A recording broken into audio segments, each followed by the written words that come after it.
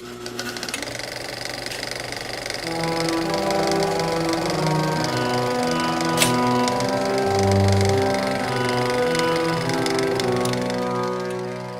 afternoon, Teen Author Bootcamp. My name is Professor H.P. Mackin, and I am the headmaster of the Institute of Horrific Writing.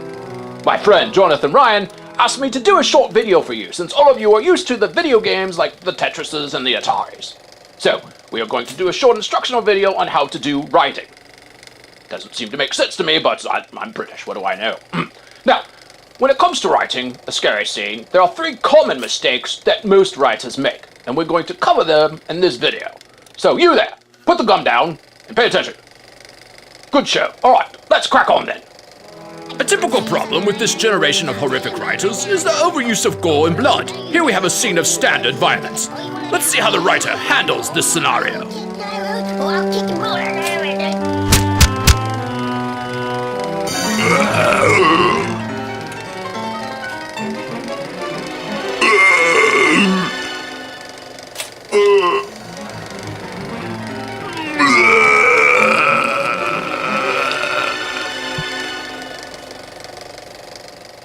So, as you can see, our amateur playwright in this scene has completely overstated his case.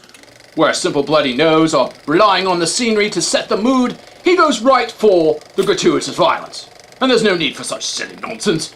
It's not scary at all. It just grosses you out and gives you a tummy ache.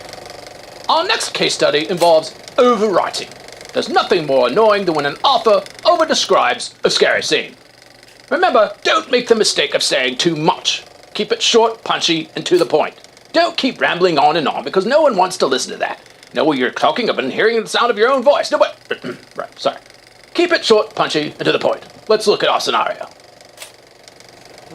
The killer stalked his prey with animal instincts, wearing his red jacket. As the bloodlust reverberated through his body, he walked stiffly with a straight back. Walking stiffly in his red jacket, the killer recollects on a past childhood trauma. Filled with the memory of his abuser, who teased him mercilessly, he decided to take his rage out on an unjust society that never loved him. Really, society makes its own monsters, filling them with anger and despair. The killer thought about how if the government just passed their farm bill, he wouldn't be a killer today. He became enraged by the violence in the system and decided to plunge his knife in the back of his helpless mark. Before the lethal strike, the killer feels his flesh turn icy in anticipation. His neck tingles with giddy excitement. The cockles of his heart flutter with gleeful... Yes, no, I want the fluffy ones, yes. Right, sorry. Yes, so clearly we have a case of overwriting here. Not only are you in danger of boring your audience, but also your characters might come after you. And really no one wants that. That actually happened to me once. But really, don't overwrite. It makes for horrific writing. Now, a final study involves what happens when you don't properly establish your victims in a horrific scene.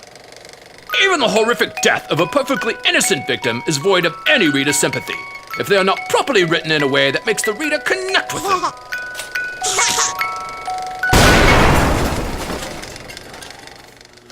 Yes, see? No emotion there, just a random baby, no connection, no sympathy, just your typical baby explosion that you might see in any book with no vested interest whatsoever.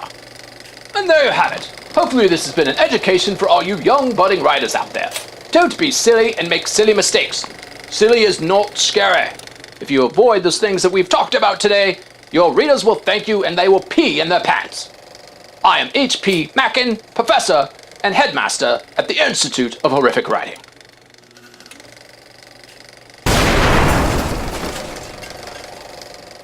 Oh, good show. See what we did there? We established sympathy for me as a character, gave you very little gore, and got right to the point. I'm dead and you all are crying. Excellent show. Wonderful. That's horrific writing.